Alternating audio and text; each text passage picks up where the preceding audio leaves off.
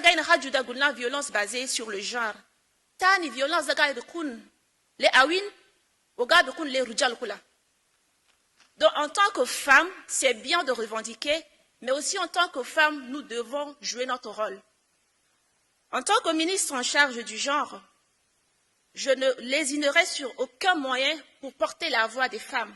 Mais je saisirai aussi cette même opportunité pour nous demander en tant que femmes que notre lutte n'est pas contre les hommes. Notre lutte n'est pas contre les traditions. Notre lutte n'est pas contre nos us et coutumes. Parce que nous sommes des femmes africaines. Et pour cela, nous avons des valeurs à protéger, même si nous nous mettons dans les dispositions du monde international pour bouger les lignes. Nous devons respecter nos époux.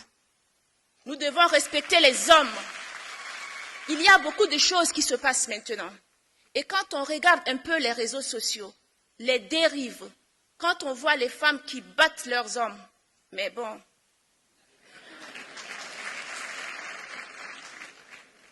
Quand on se rend compte qu'il y a des femmes qui quittent leur foyer pour aller dans les bureaux, bagarrer les hommes, quand on voit qu'il y a des filles qui sont un peu dans la dépravation des mœurs sur les réseaux, je voudrais demander à nos mamans de prendre leurs responsabilités.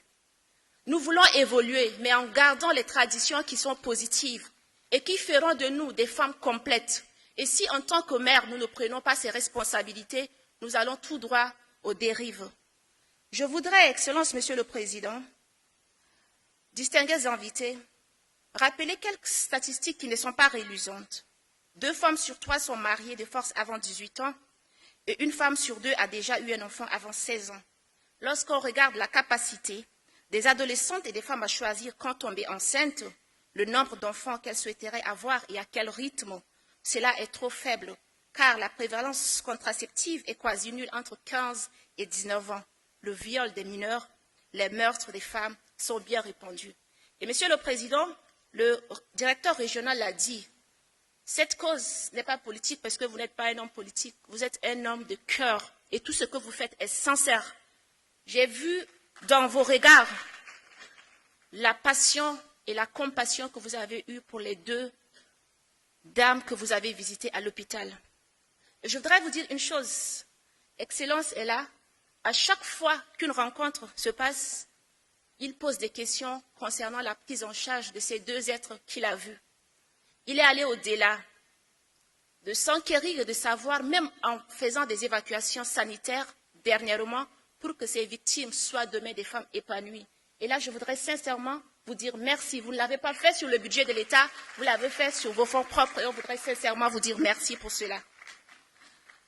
Je voudrais rappeler que les violences n'ont pas seulement des conséquences sur la santé des femmes, elles empêchent aussi les femmes de travailler, ayant ainsi un impact économique et qui donc donne une perte de la productivité résultant donc de ces violences. Et ça conduit automatiquement à une baisse de taux du produit brut intérieur du pays, un handicap pour le développement. Nous avons tous un rôle à jouer pour que nos foyers, nos communautés et nos lieux soient des lieux et des espaces sécurisés pour les femmes. Nous pouvons offrir à nos femmes, à nos sœurs, à nos filles, à nos mères et nos tantes un espace sécurisé, propice à leur protection et leur épanouissement. Je voudrais par là insister sur une réponse multisectorielle coordonnée et holistique dans le respect de l'éthique pour les survivants. Pour exemple, mon département, suivant la vision politique du président de la République, avec l'appui des agences du système des Nations Unies, a mis en place en une année 8 centres intégrés de services multisectoriels pour la prise holistique des survivants en N'Djamena et en Provence. Notre ambition est de couvrir les 23 provinces, Inch'Allah. C'est l'occasion pour moi de saluer la collaboration des ministères sectoriels, notamment le ministère de la Santé publique, le ministère de la Sécurité, celui de la Justice, mais aussi le ministère de l'Éducation, car l'instruction est fondamentale dans cette lutte.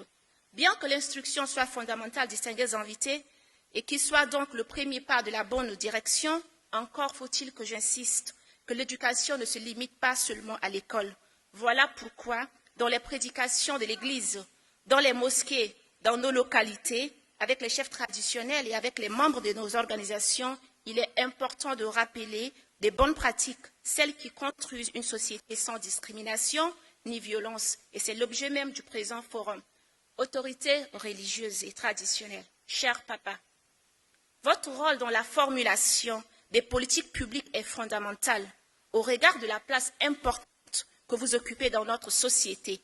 Vous jouez un rôle catalyseur dans la mise en œuvre des politiques et programmes de la République, d'une part de l'autorité que vous incarnez, mais d'autre part de la proximité et de l'influence que vous avez sur les populations.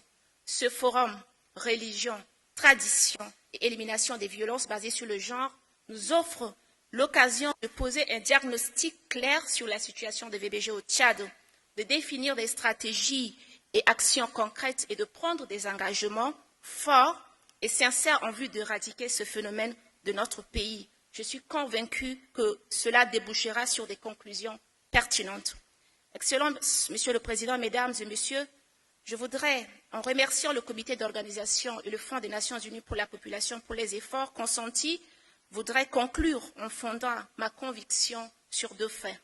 Le premier, sachez qu'aucun agenda national ou international ne saurait se réaliser dans un contexte marqué par des violences. 2. La volonté politique, sous le leadership du président de transition, le général Mohamed Idriss Déby Itno, engageant le gouvernement sur la voie de l'éradication des violences basées sur le genre par l'adoption des cadres juridiques et politiques et surtout pour la création récente de l'Observatoire genre, cadre de suivi et évaluation de la mise en œuvre de la politique nationale genre. Je terminerai en invitant tous les hommes à s'approprier de cette citation du feu Maréchal Idriss Déby Itno, paix à son âme. Je cite, « Ce sont les femmes qui m'ont inspiré les grands idéaux que je porte. Ce sont les femmes qui fertilisent mon génie créateur et alimentent mon inspiration. » Fin de citation.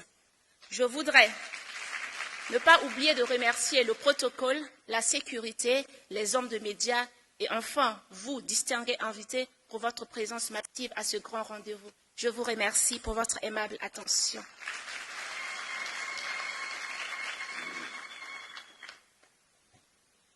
شكرا السيدة الوزيرة أمينة بيرسيل لونغو.